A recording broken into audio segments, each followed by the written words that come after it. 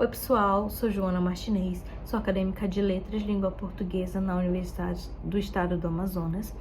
Esse vídeo está relacionado à minha pesquisa com a temática Análise Sintática, o estudo do sujeito da oração.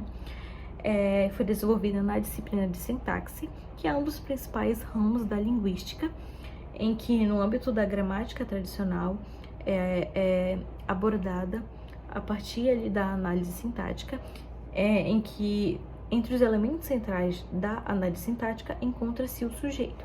Então, é uma pesquisa que tem como objetivo analisar as diferentes manifestações do sujeito na oração. Como metodologia, foi feita uma pesquisa de base teórica, consultando obras de autores de referência como Saussure, Chomsky, Evanildo Bechara e Maria Helena de Moura Neves. Então, um dos principais tópicos da minha pesquisa é o conceito de sujeito, que é um conceito multifacetado que vai variar conforme a teoria linguística abordada. Como, por exemplo, na abordagem estruturalista, representada por Ferdinand de Saussure, ele considera que o sujeito tem o seu valor definido pela estrutura, pela posição estrutural que ocupa em relação ao predicado. Então, o sujeito vai ser entendido dentro do sistema da língua em sua forma. Já na abordagem gerativista, que o principal representante é Chomsky, o sujeito vai ser tratado como um argumento externo do verbo. Então, ele vai ser inserido na estrutura sintática a partir de regras universais. Já na vertente funcionalista, representada por Maria Helena de Moura Neves, aqui o sujeito ele vai ser entendido para além da sua função sintática. Ele vai ser entendido a partir do seu papel discursivo e do seu papel pragmático. Então, aqui ele vai aparecer como um elemento textual que organiza informações e que contribui para a progressão textual. Já na perspectiva da gramática tradicional, normativa, com Evanildo Bechara, ele vai conceituar o sujeito como um termo da oração que mantém uma relação de dependência sintática com um predicado. Então, ele vai estabelecer com o predicado uma relação de concordância verbal. Além da importância dos conceitos variados de sujeito, é muito importante também entender os diferentes tipos de sujeito existentes, como, por exemplo, o sujeito simples, que vai apresentar ali apenas um núcleo substantivo, seja equivalente ao pronome, que é um núcleo que concorda diretamente com o verbo, como, por exemplo, na frase: o avô foi passear com o cão.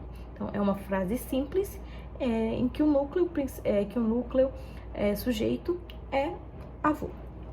Já no sujeito composto, é um sujeito que vai apresentar mais de um núcleo, né? Então, geralmente, nas frases que contêm sujeito composto, o verbo costuma concordar no plural. Então, como, por exemplo, na frase: eu e minha mãe vamos fazer compra. Então, na frase, nós temos dois núcleos: eu e minha mãe. Já o sujeito oculto é um sujeito que não está expresso na oração, mas pode ser identificado ali pelo contexto ou pela desinência verbal. Então, é um fenômeno que é muito comum em línguas flexíveis, como, por exemplo, o português, e a sua identificação vai depender do contexto discursivo anterior ou da própria flexão do verbo. Então, no exemplo: os pais terminaram a reunião, foram embora logo em seguida. Então, a primeira oração está completa. Já a segunda fica oculto na oração: eles foram embora. Já o sujeito indeterminado vai ocorrer quando não se quer ou não se pode identificar o agente da ação verbal.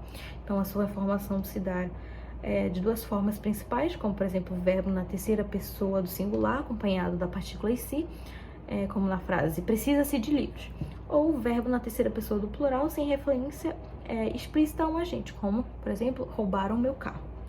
Já o sujeito inexistente ocorre quando não há um agente relacionado ao verbo. Então, é um fenômeno associado a verbos impessoais. Então, pode ocorrer em relação a fenômenos meteorológicos, verbo haver no sentido de existir, expressões de tempo, acompanhado ali de verbos fazer e estar.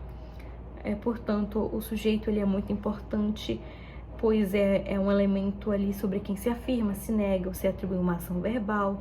Ele promove ali a coesão e a clareza, além de auxiliar na progressão textual. Então, o seu estudo é muito importante para a sintaxe. Então, muito obrigada pela atenção.